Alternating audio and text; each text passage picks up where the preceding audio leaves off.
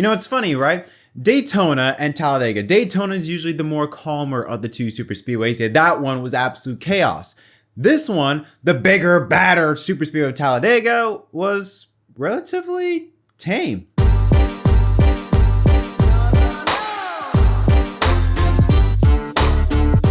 What's up, everyone? My name is Jed. Welcome back to episode of MDK Racing Victory Stop, recapping the NASCAR Cup Series at Talladega, and we got some things to talk about over here. First off, let's talk about what happened on the final lap. I have to tell you how we set this up. So Ryan Preece made a great move, was able to get to the outside lane, get a good push from William Byron to now jump to the outside lane, the first car on the outside lane. So now it was a two-car battle between a fellow Ford driver, Austin Cindric, and Ryan Preece. And the two remained that way until right till the very end, where two lap cars kind of gave Austin Cindric a bit of a draft, and that was all she wrote. Austin Cindric was able to take the checker flag for his third win in his 125th Cup Star, his second win at a drafting track. Remember, he won his first Cup Series race in the 2022 Daytona 500, and snaps, I believe, a 30-race winless streak dating back to Gateway last June. Let's go over the results, shall we? So Kyle Larson in third, William Byron and Joey Logano the top five. Noah Gragson, Chase Elliott, Carson Hocevar,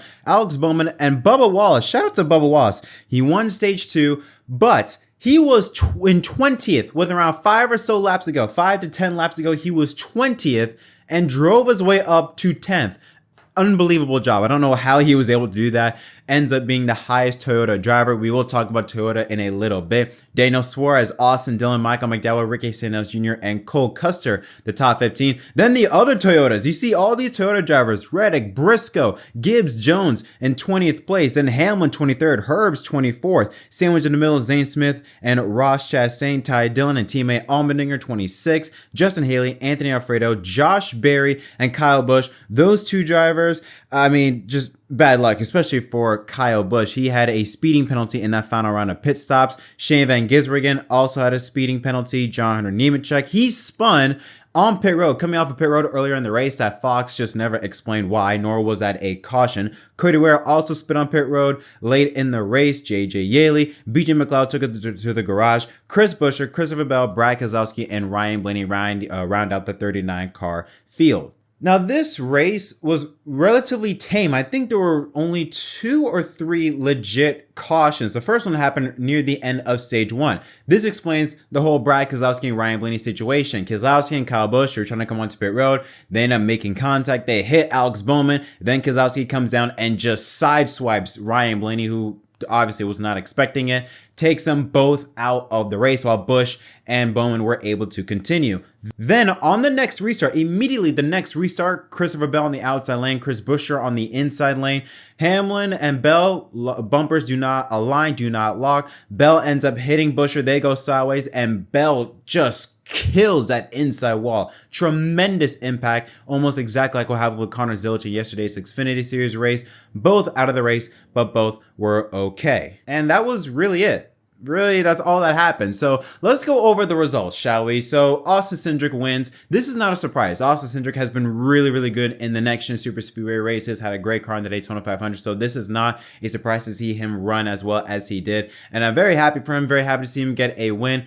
But it doesn't shake up the playoffs too much, because I believe he was 21st coming into Talladega. So it doesn't shake up too much the point situation. But it's just wild, because when you look at the top 6, all but 2 are Fords. I mean, Cindric, Preece, Logano in 5th, and Noah Gragson ends up getting a really nice run for him in 6th place. Ryan Preece, hey, shout out to Ryan Preece. Give him a round of applause. He manages to keep his 4 wheels on the ground and get a second place finish. I know he wants to win, but I think leaving a super speedway with a second place finish, you can't be disappointed. You can't be mad at that. Kyle Larson in 3rd. If I were to tell you that Kyle Larson left Talladega, left a super speedway race, earning the most amount of points, you would have called me crazy. But he earned 18 stage points, including winning stage 1, finished 3rd in stage 2, and finished 3rd in the race. So he will leave Talladega earning the most amount of points, which is kind of wild to say.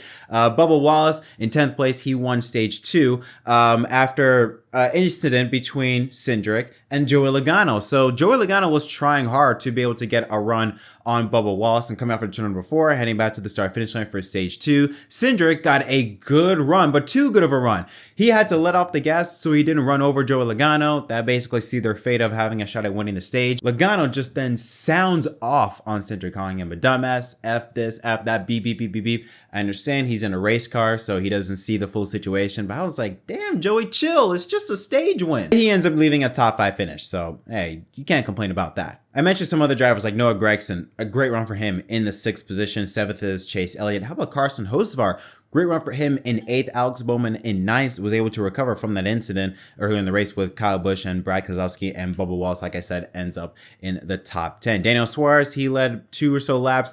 Him and Ross Chastain and Anthony Alfredo in stage 2, they were kind of the lead drivers early on in the first half of stage 2, so nice to see them show some speed there. Austin Dillon in 12th, McDowell, Stenhouse Jr., and Cole Custer in rounds of the top 15. Now, let's talk about those pack of Toyota drivers. Bubba Wallace in 10th is the outlier. You look at these other Toyota drivers, 16th, 17th, 19th, 20th, 23rd, and 24th, outside of John Nemechek in 32nd. Why? Why were all those Toyota drivers so far back? Because I would argue that the Toyota drivers, they, in my eyes, were the most consistent. They were the ones that were always together, getting the good runs, getting out in front. Well, it all happened after that final round of pit stops. They played everything perfectly, was going to get a good run, was going to blow by the Chevrolet and Ford drivers. And then Ross Chastain, coming out for turn number 4, just then comes up in front of those Toyota drivers, nearly causes a pileup, causes them to lose so much ground, so much momentum, they had to blend in behind the Ford drivers. So instead of maybe taking the lead or having Toyotas hold control of everything, they ended up mid-pack. So Chastain, objectively, I'm just speaking from an objective perspective, ruined any of those Toyota drivers' chances of having a shot at winning today, which, let's be honest, they did show the most consistent speed. While the Ford drivers of Cindric and Logano, they were up there in terms of consistency, it was the Toyota camp. Now, let's talk about the racing. How was the racing? Well, it was typical Super Speedway racing in the next-gen era. The first half was fuel saving, fuel conservation mode. But it wasn't as blatant as last year, I feel like. Last year, I mean, that first stage, they were going 3-4 seconds off the pace. They were ridiculously slow. This time around, not that much. I mean, I would say they were slower. They were drivers that were lifting off as much as 35% on the throttle. I mean, they were lifting off at times very much off the throttle, saving fuel. So stage 1 was a wash, I would consider. Like, I wouldn't even really look at that. You saw 3-wide, 4-wide racing, but that's a wash. Now the question is, how does it look? How does it look from a visual perspective? Is this what we want? Is this what Super Speedway racing should be?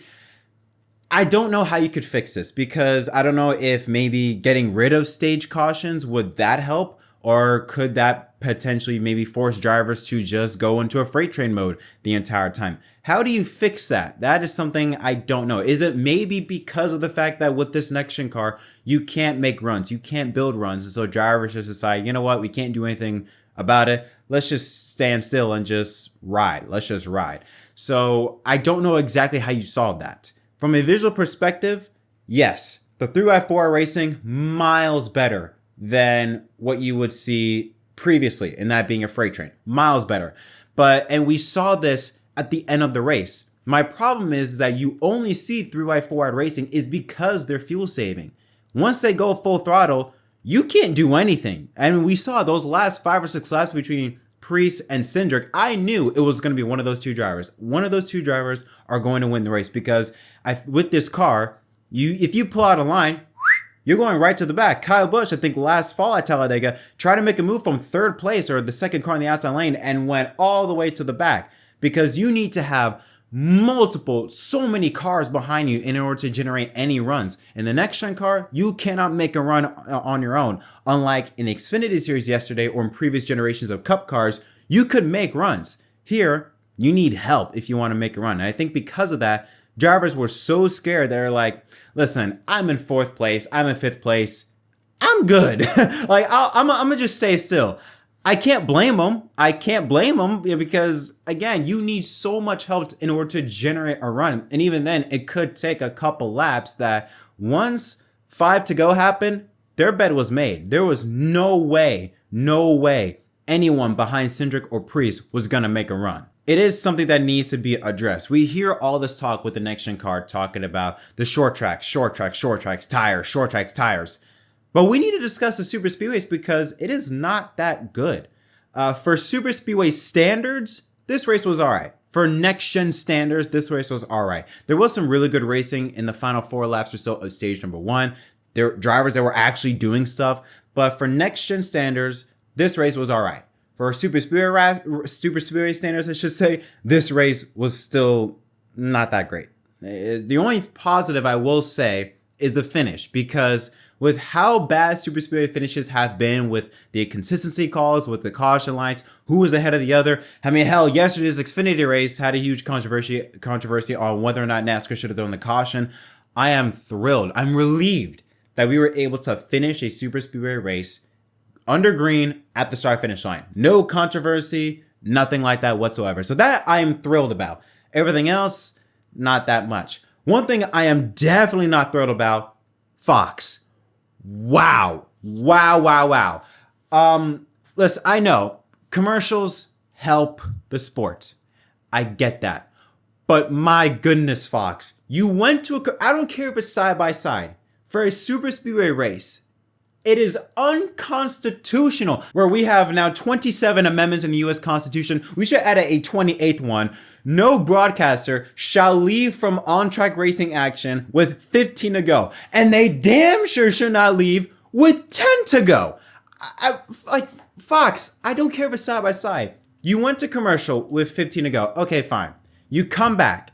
You then go to commercial again with around 10 to go. We come back to a full screen commercial or to full screen racing with 5 laps to go. And I think personally, when that finish came, there was no emotion. There was kind of like, oh, okay. And I think the reason why was because all of that energy, the excitement just went away because they went a commercial so close to the finish.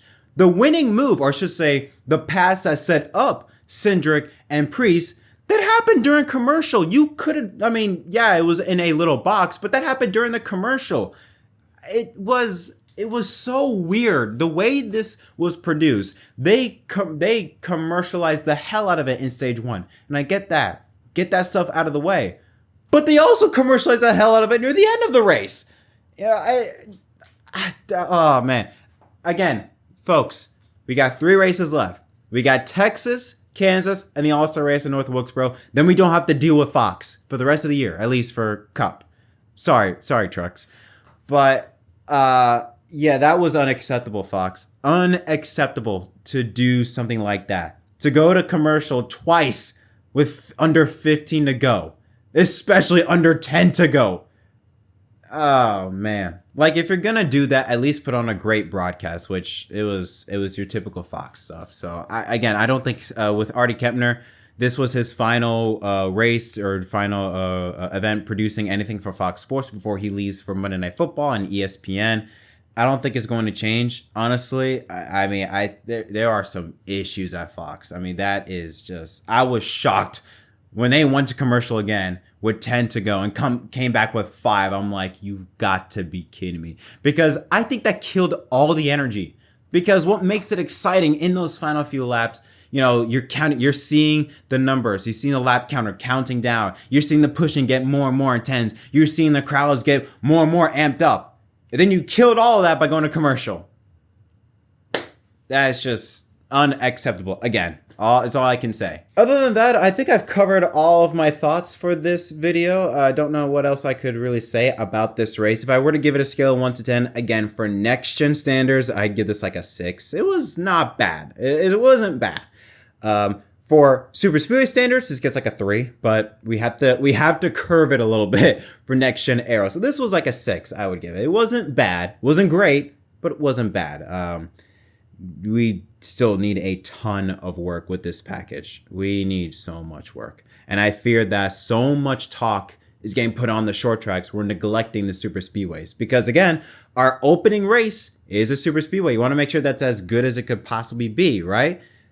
And I feel like we're neglecting that because we're also focused on the short tracks and tires. It's like, wait a minute, we have issues over here in the big tracks, except for Atlanta for some reason. But Talladega and Daytona, we got issues there that definitely need to be solved. But those are my thoughts. What are your thoughts on this race? Let me know in the comment section down below. As always, don't forget to leave a like and subscribe for more content.